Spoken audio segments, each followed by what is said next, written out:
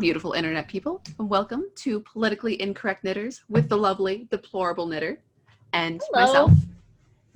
Anne, hi. So we will get that down eventually. Yeah, I think it's okay that it's not down. Okay. We're not really professionals, and we never ever said we were. That's We just play them on YouTube. That's true. So. And many professionals play on YouTube poorly, so it's kind of like a up and down thing. I think we're all right. Yeah, well, kind of get what you pay for here, don't you? That's right. We're not asking for a subscription here, so we'll come around with the tins later once we get good. So that's great. So anyways,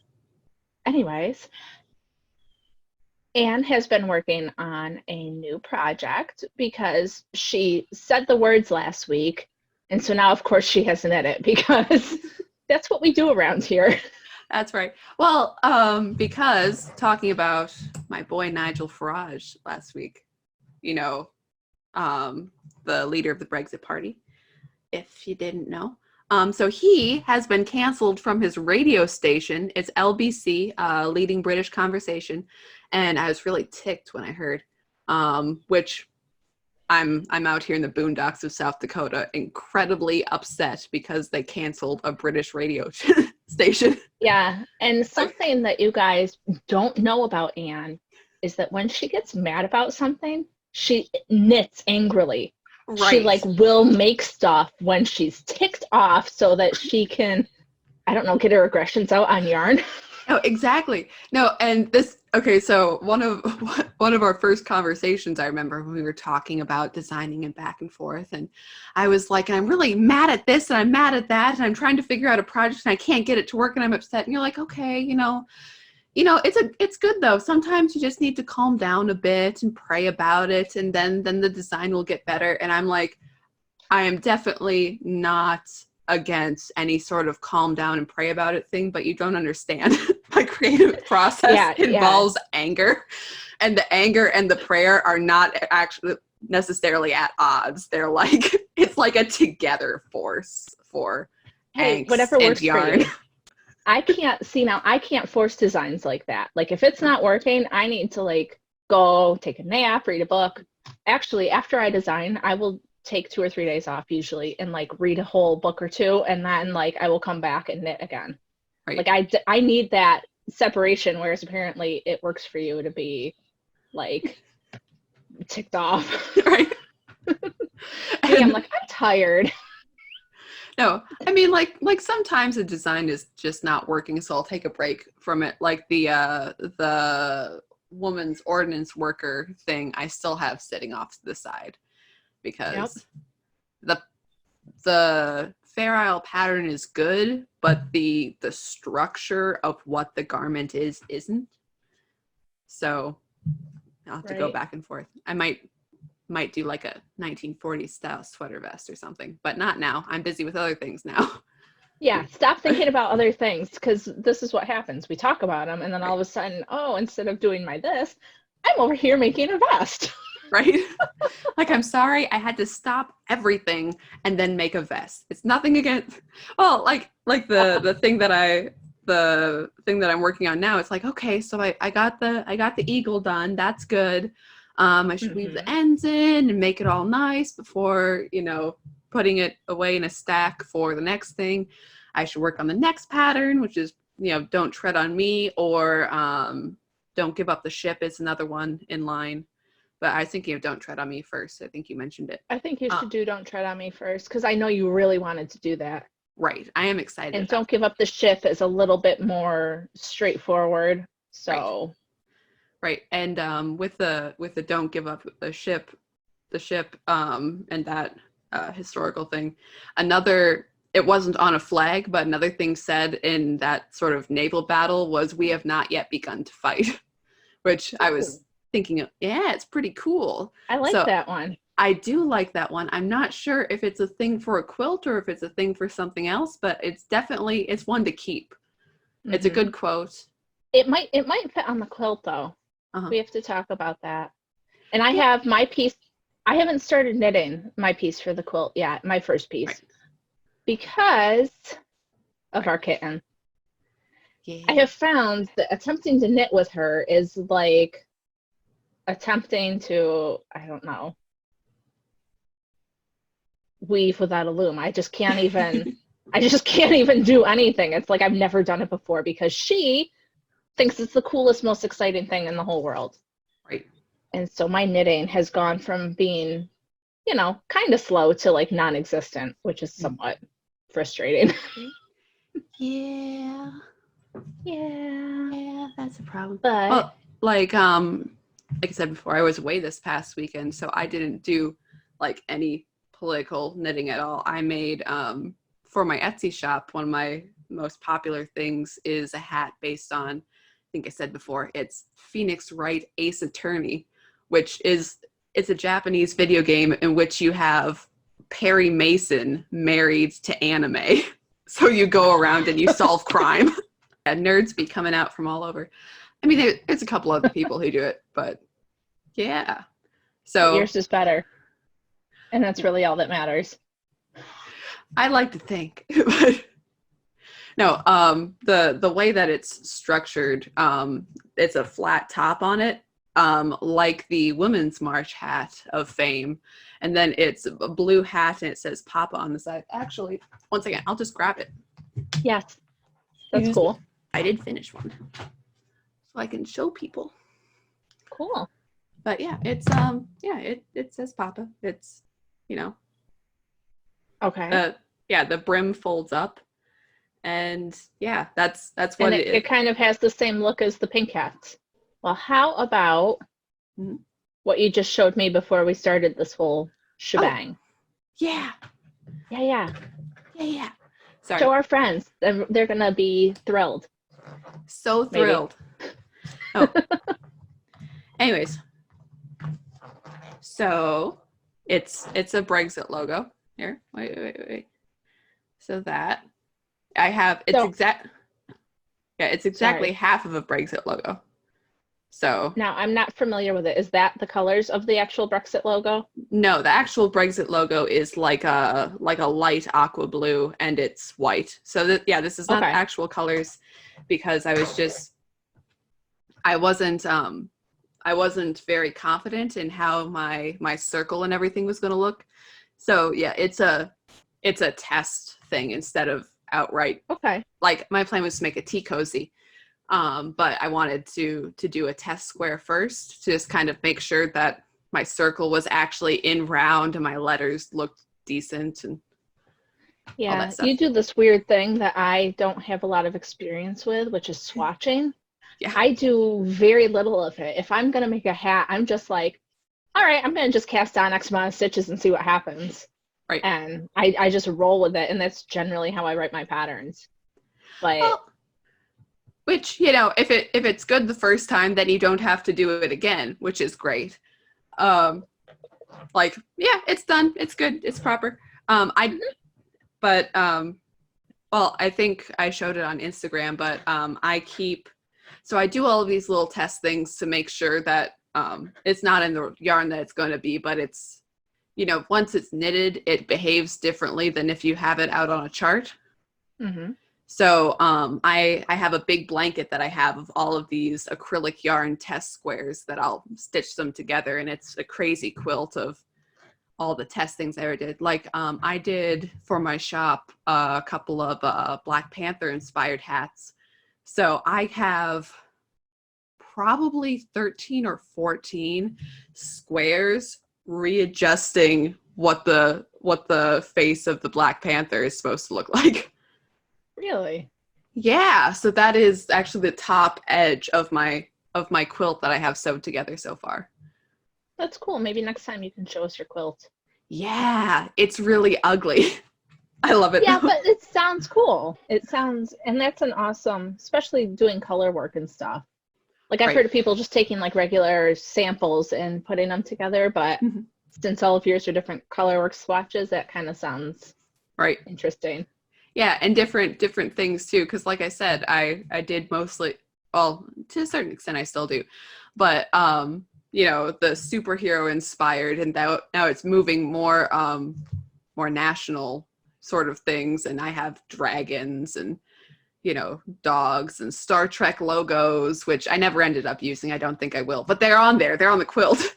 Yeah, it's all the ideas you've had. And that's the cool Right. thing too, because then you can be like, I bet you could like look at it and be like, oh, you know, I never finished my thought on that one. Maybe I'll revisit it, which is kind of neat.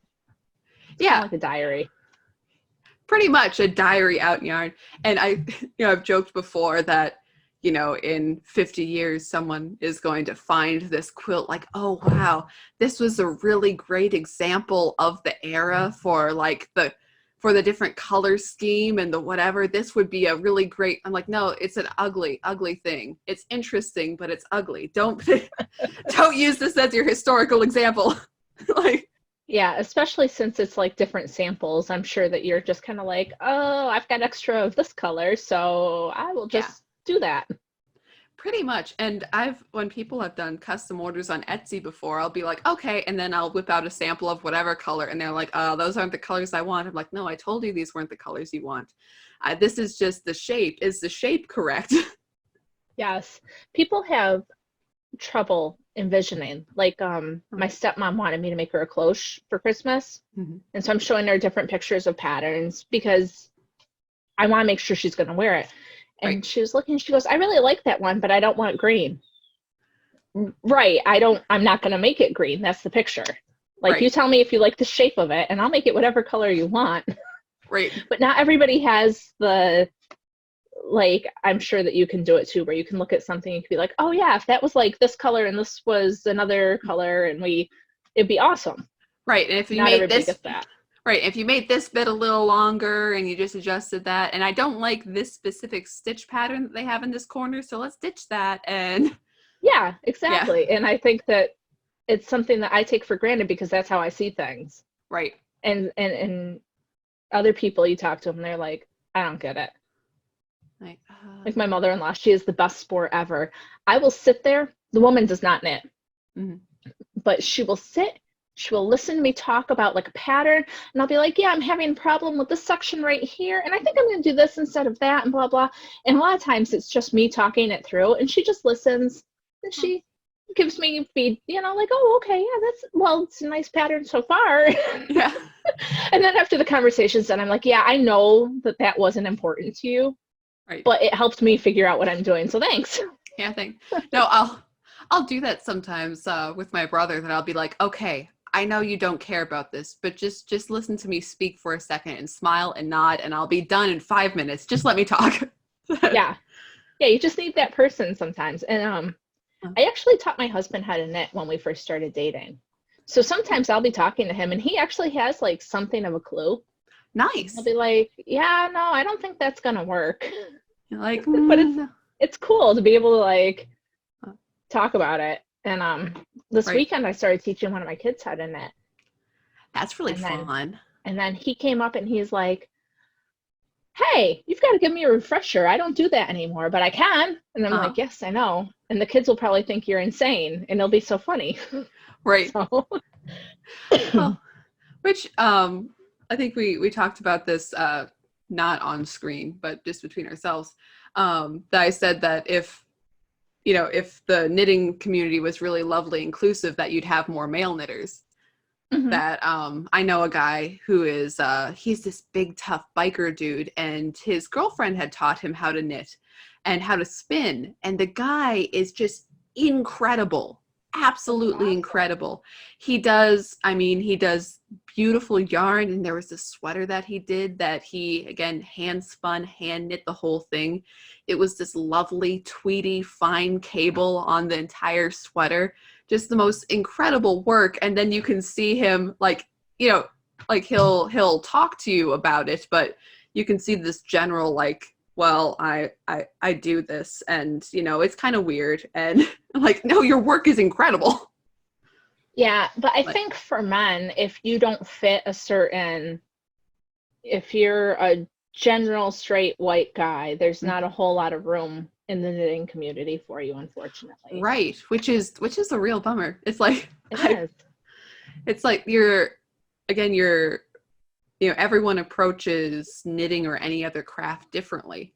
So, and because of, if I remember, it's Adam Savage who was on Mythbusters, and he did this little video, and it wasn't about knitting. He was talking about how welding is like sewing. So in his mind, that if you have sewing experience and you have welding experience, then that together is going to help each other. So if you are good at other things and then you approach knitting, then you're going to have a different spin on it. And I think it'll improve the craft generally if we're all going around saying, hey, I have this technique. Hey, I have this technique. Hey, we could do this, that it's just helpful for everyone. So it's like, the guys who are like, yeah, I don't want to knit. That would be too weird. Like, no, please knit. And then please tell me what you come up with. My husband, when he was knitting, he actually used to knit while he watched football. Right. And so when everything happened with football, he stopped watching football. He stopped knitting. Right. But he's very mechanically inclined. So he can fix cars. He builds things. So he takes knitting and he does it very, it's less craft and more like product oriented. Right. Like, I'm going to do this thing to get this result so that it is done. You know what I mean? It's kind of like he's like, oh, well, if I have to fix your car, I'm going to do X, Y, and Z. And he takes that and does knitting the same way. It's very... Right. You're not going to do any flourishes if you're fixing a car. He does garter stitch and he makes squares, but they're very handy because I like to make felted like needle cases and stuff. So he does the straight knitting for that kind of thing. Right. So that I don't have to, and he gets the result, his square. He's got his tape measure, and he... Right. And I think you said that you wanted to ask or mention something about Intarsia, but that is the entire reason that I started doing Intarsia knitting versus Fair Isle knitting. I love Fair Isle. It's wonderful, and I use it, as much as I can. But part of my like defining knitting career moment, like, when I'm just young and I'm messing around and, I'd make things for, my brother or my dad and they wouldn't wear them. I'm like, why? And, like that sort. And I wasn't particularly old at the time. I was probably, 14, 15 years old, thereabouts. I've started making when good enough to make things for other people. And it was that sort of that breakdown between things that I want to knit and things people want to wear, and that you have to like, okay, so like I see a lot of knitting books that are like knits for men, and I look at them first thing, I'm like, no. Like, not that surely there are men who wear these knits, like it's not like an exclusionary thing, but for the guys I know, I'm looking at this book like they wouldn't wear that, flip wouldn't wear that, flip wouldn't wear that, sorry, this one, okay, maybe, but so that's why I focus so much on the Intarsia knitting, because like having a plain beanie, it's kind of boring, plain beanie with sort of almost like a logo, like some sort of small symbol, but it's not the whole hat, it's not a huge pattern, that it's mostly pretty straightforward and simple, that suddenly guys are like, oh, I'll wear that. I'm like, okay, good, I have achieved, we got there. Yeah. Yeah, no, I look at those knits for men's books and I'm like, well, the guys I would knit for, my stepdad, I bought him a sweater at Goodwill for $4. He wore that thing until it had like holes in it. He wore it all the time. I'm like, well, okay, I'm not going to knit him a sweater because he wore it all the time, but he also was like working on the car in it. Right. So not going to do that. And then like my dad, he's always hot. Never. Like, I bought him a hat to wear, like, shoveling. I don't even think he wears that because he doesn't wear hats. He just doesn't. And then my husband is very utilitarian. Like, I could probably get away with making him, like, a straight-up cabled sweater. Right. But, and he wears the stuff I make him, but he's very, like, it needs to be plain. It needs to be green or brown or gray. And I'm like, ugh. Right. Really, I'm already bored. I haven't even touched it yet. I know. There's this one sweater that I made for my dad, and he's like, it has to be the most simple thing ever. And I was angry with it, and he was angry with it, because what he asked for like the way that I was translating what he asked for was not a good sweater. And it made me mad. And it made me mad that because I was following exactly what he asked for, it made me do not my best work, and it just torqued me off. Like I was so in the end, I mean, looking back at the sweater, I'm like, it's not like the worst sweater, but I'm looking at that like could have done better. I could have, like if people are going to go around wearing something that I made and not like when you first make things, they're not necessarily the best, and you're just proud because you made them. Like it was a great effort for the time, but after a while, like I had more skills to make this a better sweater, and it didn't have to be anything fancy, but it could have been better. Like quality wise, it could have really done something here, and then like it was sort of limited not to, and I was like, no, you're gonna go around saying, oh, my daughter made this. Another knitter's gonna look at it and be like, I'm sorry for you. Sorry to hear that. I'm like, no, I can do better. You're right. There's a difference between like when you're learning, you get products that aren't necessarily what you anticipate, and then there's other factors that, like, I made my husband. I was so proud. It was before we were married. I made him a hat, and I made him fingerless mitts because at the time we had some old cars, and he'd be outside working, and I was like, you can wear these, and then if you're doing working on the cars or whatever, your hands are still warm, but your fingers are out. And I didn't notice it until he opened them on Christmas Day, that the one ended here and the other one ended like here. Oh. And he still wears them to this day. And I'm like, oh my gosh, honey, I can make you a new pair. He goes, but I like these. And I'm like, all right. But I posted them on Instagram because I feel like part of the problem with all of the social media is that people take like, oh, my beautiful yarn back here, oh, it's so pretty and lovely, and look at how well organized it is. But really, maybe over there in my room is like a giant pile of crap. Right. People only show you the nice stuff. So I've been trying to like, oh, look, I made these for my husband. Oh, trust me. I won't tip my screen down, but there are several piles of stuff on my floor that is cleverly cropped out. But my point, you know what I mean, though. Social media has this tendency to take everything and be like, oh, look at my shirt matches my bookcase matches look at how well put together I am. Right. When in reality, like, right here is put together, and then the rest of it is like a dumpster. The rest of it you do not have to see. But you know what? We all have those random piles of junk, mostly. So I think most of us do, but it's at naps on time. It's one of those things though, where like and I think that's part of why everything that's going on in our country is happening so much, because you see social media and you've got all of these people calling on all these other people to like decry racism or whatever, and they, if everybody wasn't watching, they probably wouldn't do it. Right. And it's I know, I think, and then especially with things like that, it's like there's so decrying racism on social media, where you have when you have people who aren't racist in their day-to-day lives. Not ever. No, they're just they're living life. They're kind to people. They're, functioning adults in their spheres. Everything's good.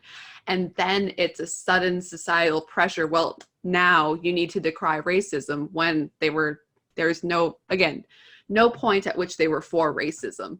And it's like, and now if you don't say this right now, then you're a racist. Well, I'm not a racist, of course, so I'm going to say that right now. And then the next thing, you have to say this right now, so you're not a racist. So you say that too. And it's down the line. It's like, whoa, wait. Right. And I think if everybody wasn't so interconnected, I mean, there's this aspect that we're all in each other's lives. I mean, even to an extent, you and I bring people into our houses and we talk about stuff. And 20 years ago, this wasn't really happening. Right. And so I think that has it's a big push of everybody else is doing it. It's kind of like the all the other kids are doing it, why can't I do it too? Or I need to do it too, or Right. and it's very disturbing, actually. Right.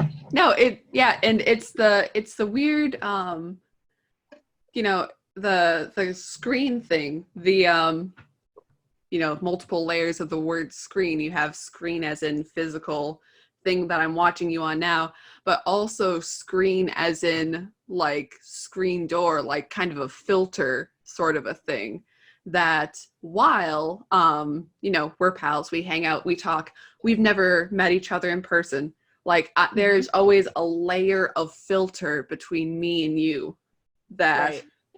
if we lived next door and we talked to each other all the time, then you wouldn't have, I wouldn't know everything about your life and you wouldn't know everything about mine, but there wouldn't be that layer of internet filter between us where most of our knowledge of each other is from, what we say to each other now, but what we post about online.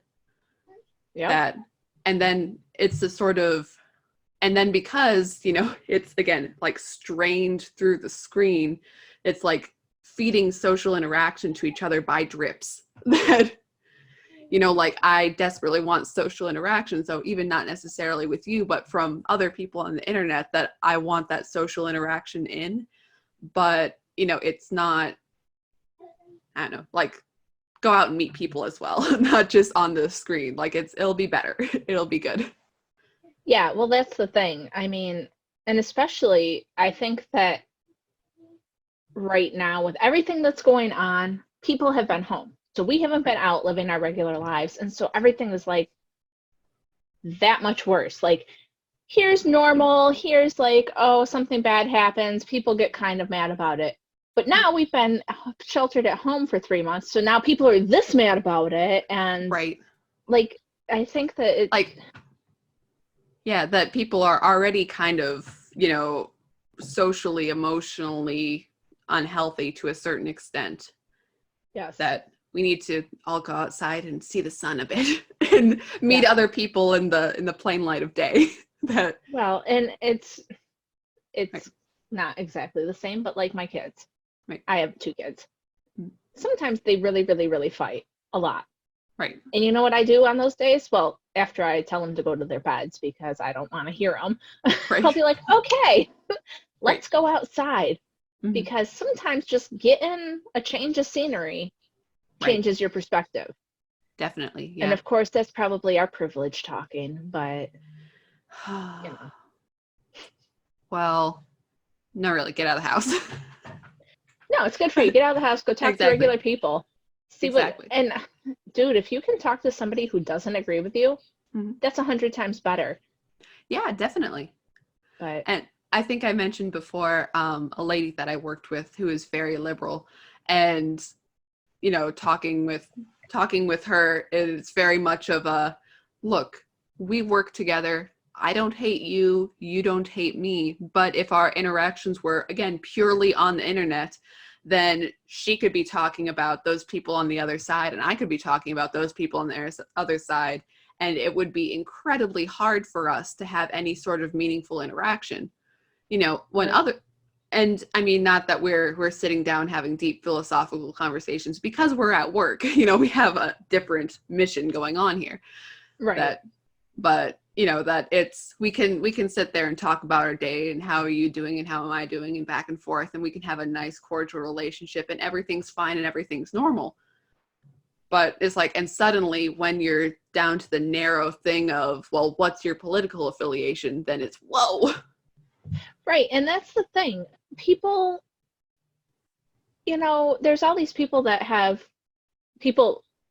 last week there were comments about how amusing our viewers thought that I was preemptively blocked by a lot of people, but it's really not amusing or funny because it just goes to show how deep these divides are, that because I don't say what they say, they can't possibly hear me.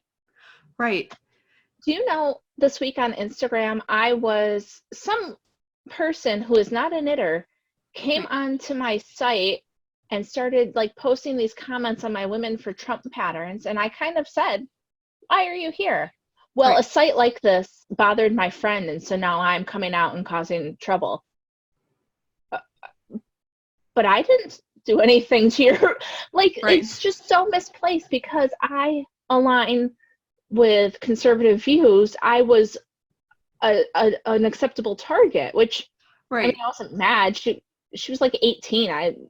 She Right. probably doesn't really know what she's talking about, honestly, anyway. Right. But I it's wonder if weird. there's like a psychological name for that when, it's you and a friend and you weren't the offended one, but your friend was. So you're more vicious about, fighting against that offense than the actual offended person. Yeah, Because I don't I know, feel but like it was that just happens a weird. lot. And Yeah. and I mean, and then once I started talking to her like a person, of course she like wandered away because Right. they don't want to talk like people. They want to accuse and be mean, and it Oh, really boggled my mind because what out of all the people on the Women for Trump thing, what did I do that made you feel like I should be? right. I mean, if I was the one that was after your friend, then I could totally be like, all right, well, yeah, you're defending your friend. Yeah, Okay. but okay, that makes sense. But You're like, what's just even going? weird. Oh, so I meant to tell you this story before and then I forgot. Okay. I love So story time. I love story time. Yeah. Okay. No, it was one of the weirdest interactions of my life. And it was when I met like a troll in real life.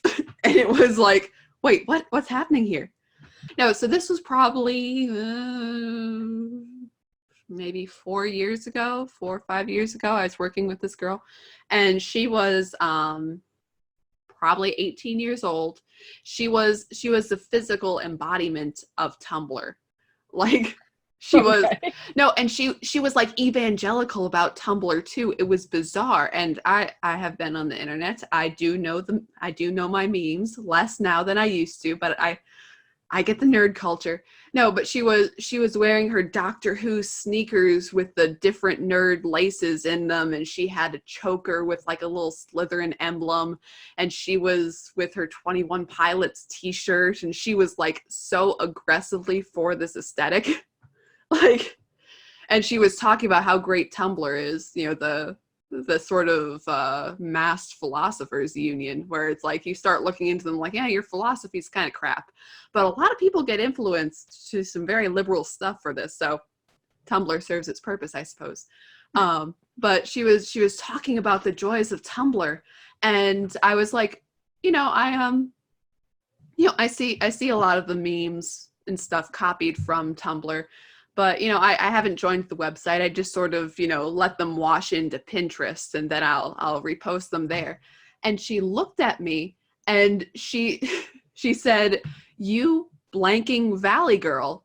And I just paused and I stopped, and she repeated it and then like sort of drifted and said it, looked away, and I'm waiting for what she's going to follow this up with, because I mean, we still work together and we're still going to have to talk to each other. She can't just go around calling me you blanking Beth.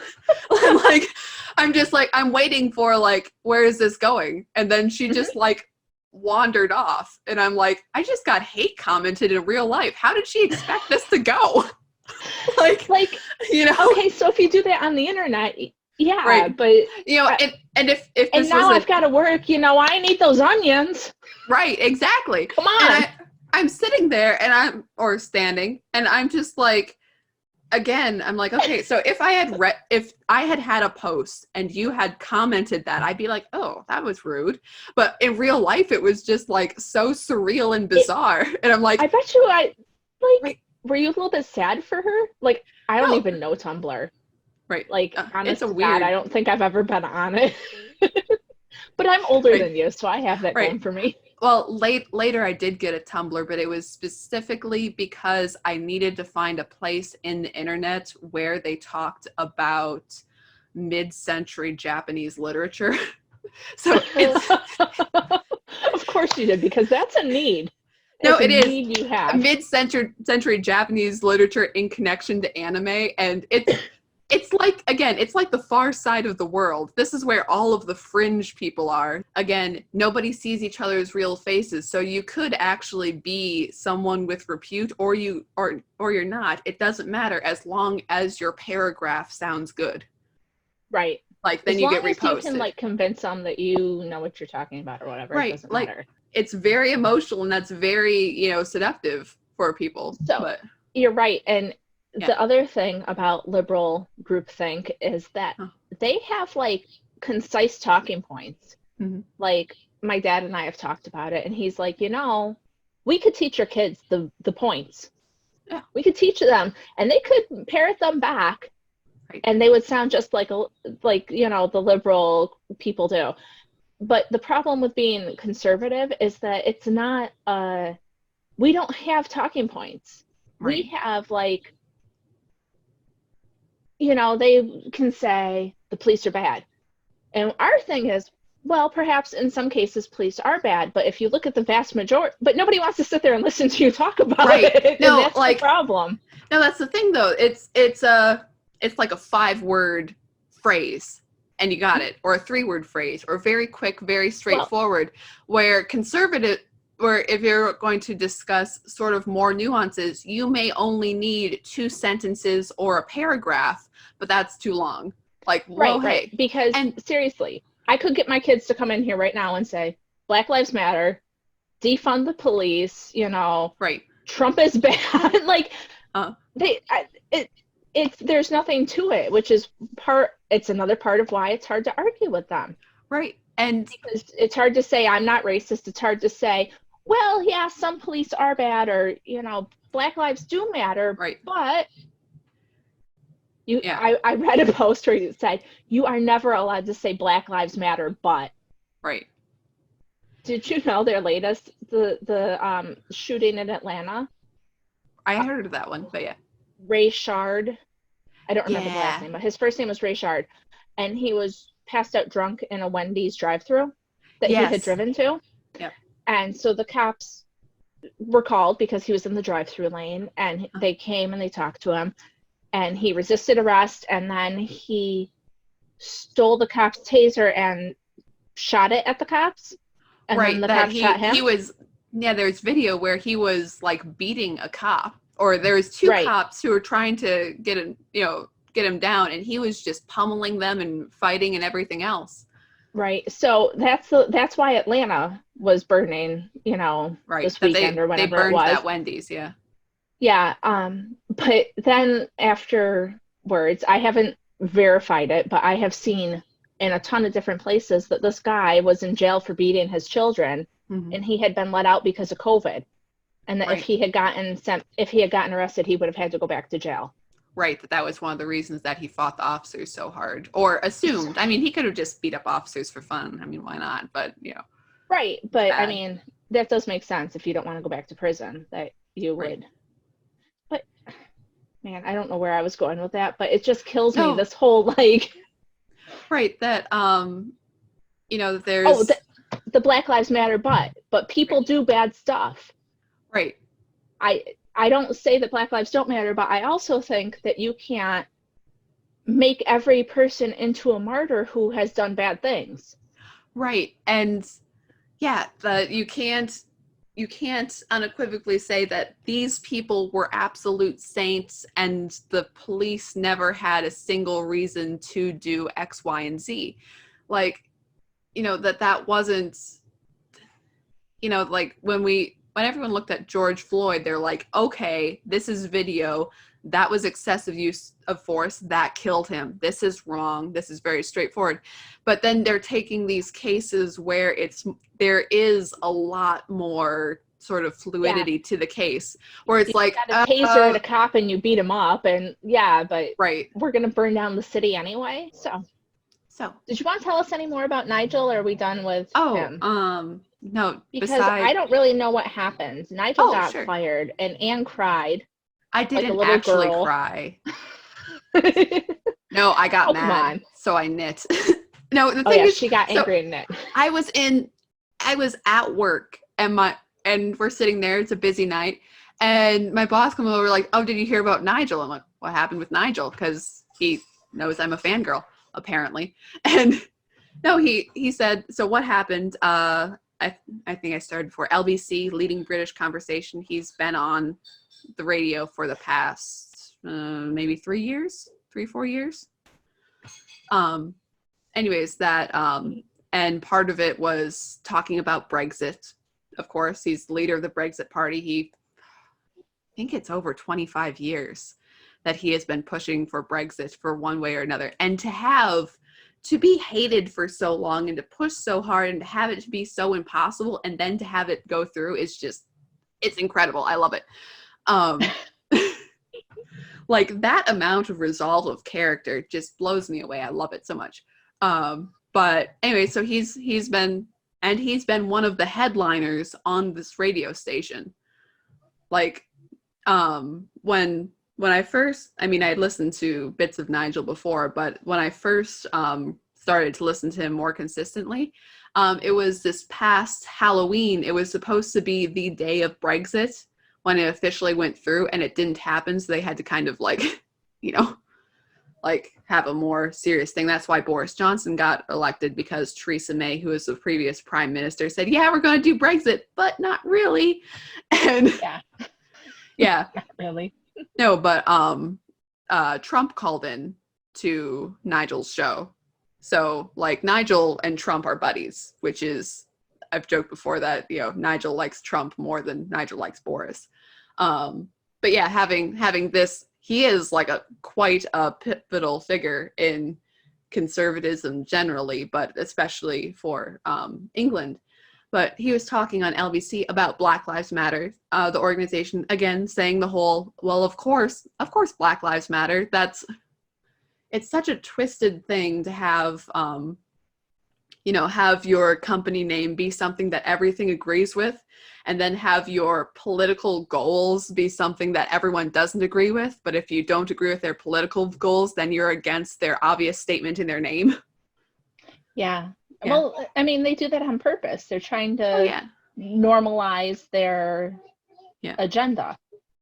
Yeah. So anyways, he was talking about Black Lives Matter, and then he was saying about how, you have these nice protests, and then you have the violent protests, and then and in those violent protests, they're taking statues and throwing them into the river. They're beheading statues. And specifically beheading statues, he equated Black Lives Matter with the Taliban. Taliban loves to behead statues.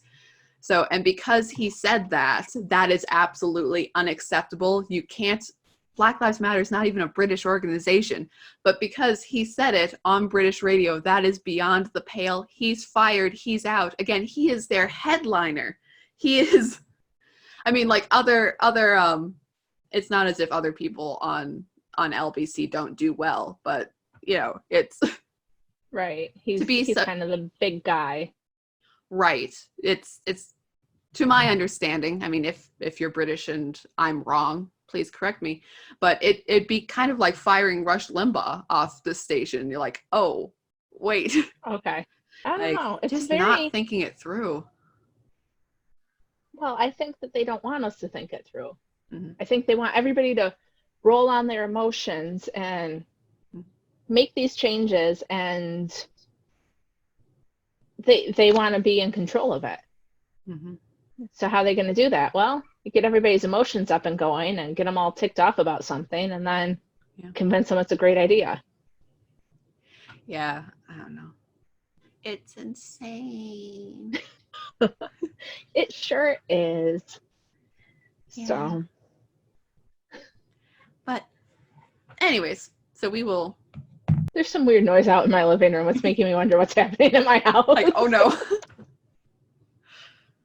I think it might just be them playing with the kitten, though. Okay. It's hard to tell with the headphones on. Hopefully no one's in distress. No, we had a conversation about it. We have rules in our house. Like, they're not allowed to interrupt me if I'm on the phone unless, there's an emergency. So, like, we talk about it every time. So, right. If the house is on fire, can we come and get you? Yes, that's appropriate. Yes. What if I'm bleeding? Yes, that's appropriate. What if I want a snack? You know where the snack bag is. That's not necessary to ask me. you know, that kind of stuff. Yeah. So if anybody's bleeding, I'll know. It'll be fine. Right. As I long don't know as they if other follow. people parent this way, but I don't know. It works for us. No, it's pretty straightforward. Like, you know. I love my kids, but there's like, we're to the age now where there needs to be like, oh, you're fighting with your sibling? Well, you're big enough to work that out. You don't need me. So Right. move on.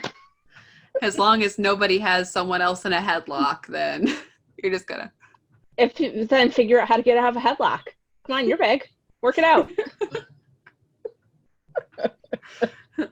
Come around the corner like, what?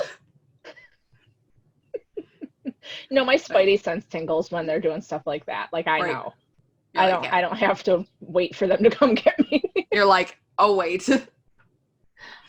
I am needed in the other room.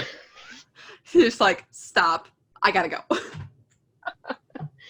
But I did want to Oh yes. show you my new. It is not knitted because, as I mentioned before, knitting and kittens go together not well. But this is my Lady Liberty.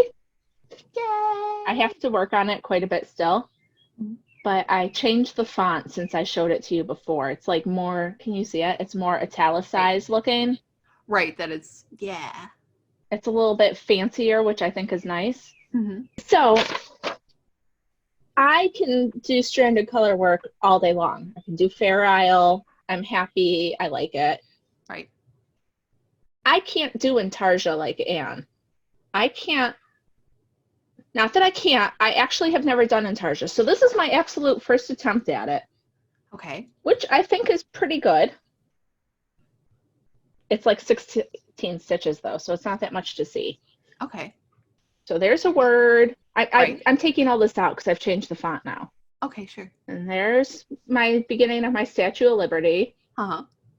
So it's going to be on the natural with the green and the blue, you know, Statue of Liberty, water. See the theme here? Right. Ah. Pretty cool, huh? Yeah. That is cool. But since I do stranded color work instead of Intarsia, I was like getting holes in this. Okay. And it's because I'm not wrapping it. Is that correct? Like I need to wrap my yarns together when I do it? Because I thought with just like 1 or 2 stitches, I didn't need to. But if you look, like, can you see how, I don't know if you can see that, like how holy it is? Oh, yeah. So I probably need to like wrap my strands together better. Mm-hmm. Is that the deal? Well, okay, what I do, which probably isn't, because I've, like I said before, I haven't, like, my Intarsia was basically taking the idea of Intarsia and then running off with it and then trying to, like, come back to videos like, okay, so is there a name for what I do so I can explain it to other people? Because I don't actually know. Okay. But I was watching, let's see, when most people do Intarsia they have one color, then they have another color, that they will just, I don't know how I'm explaining it well, but when they'll pick up one color and then pick up another color and they'll just be kind of crossed over each other and they won't do anything other than that. What I tend to do, which does create, here, let me bring up, oh, here's the back of my thing. So I'll have my color work, and then, so I'm moving from, let's say, this blue into the white. So I'll knit the blue, I'll knit 1 stitch of the white, and then I'll take the yarn from the blue and put it upwards in between the first and second stitch of the white. So it's like you're twisting a float, but for an extra stitch. Okay. Yeah, so, and then when I come around the other direction, I'll start knitting from that point. And that, again, that does create a little bit, like when I stretch it, you can see that the first row of white up by the stuff does not stretch like the rest of it does. Because it's kind of anchored in. And you can't see it very well, luckily, but you can see the little in-between colors. Okay, so you almost do it the way I do my color knitting, where you catch it on your next stitch and pull it along that way. Right, except instead I'm turning around and going the other way. And like I said, it does create, you can see it more on the Taiwan one, not through video, but that it does kind of create a raised edge, which again, for me, it's the choose the lesser of two evils, have this sort of weird, trying to avoid the raised edge, but having a weird raised edge, or on the other hand, trying to avoid it gapping and everything. Right. So yeah, it's a little tight there, but there's no gaps. You want it a little too tight or a little too loose. Yeah, because my bed is for a little tight.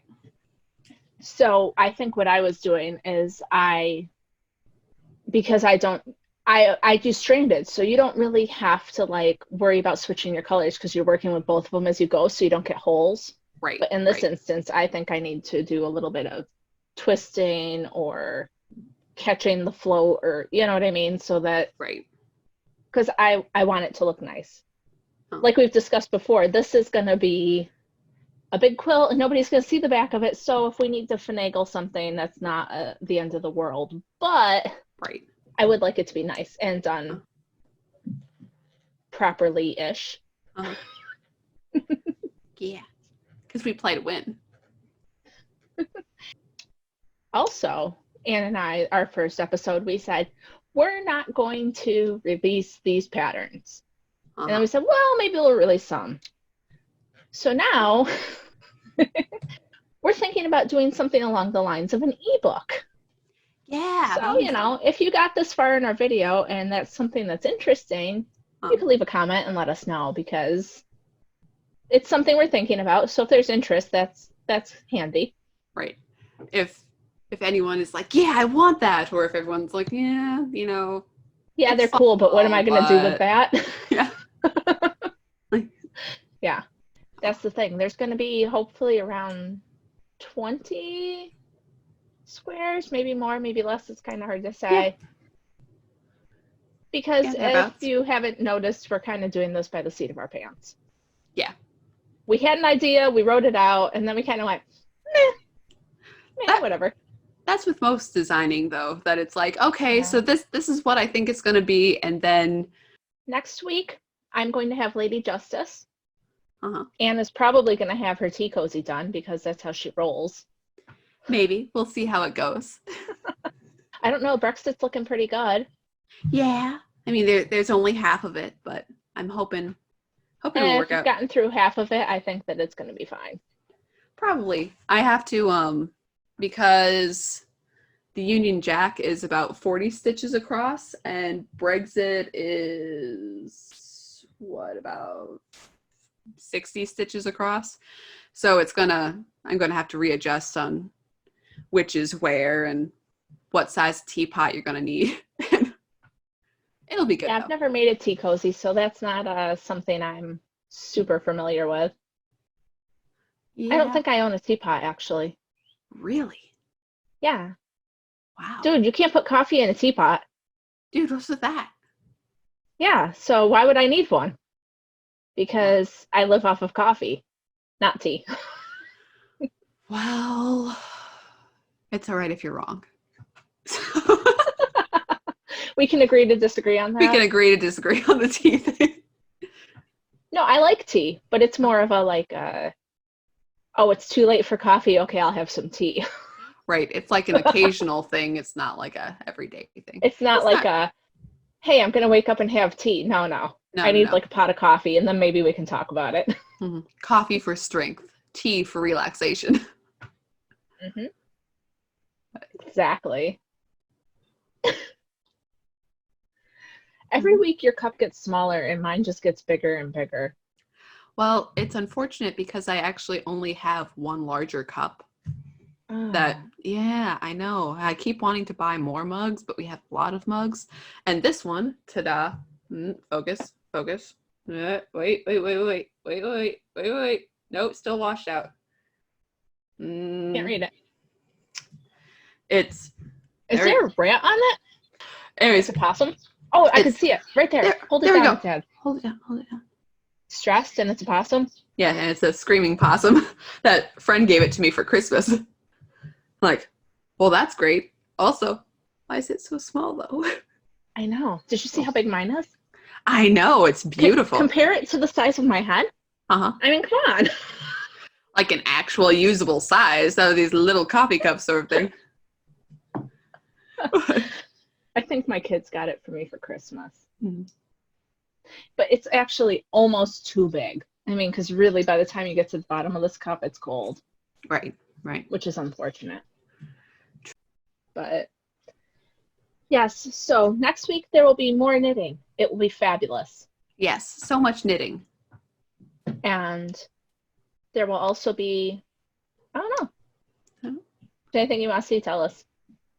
There We'll you see if we can make it work. Yep. But I think that we will leave it here for now. Okay. And always remember to like, comment, and subscribe. That's right. See you all next week. We'll see you next time. Bye.